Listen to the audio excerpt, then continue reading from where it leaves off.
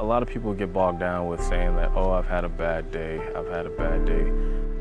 I can say that I've had a bad time or whatnot, but why do that? Why dwell on the past? You know, whatever happened in my life happened in my life. It's pretty much me to control the narrative from this point on.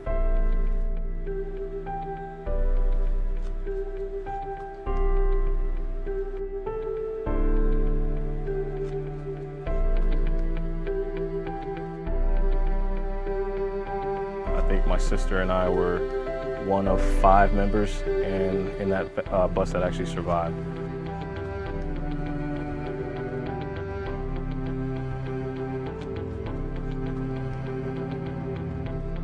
I think this made me a way better citizen as far as like being from another country, coming in and working with the United States Navy. I think it's helped me out tremendously, and I wouldn't change a thing.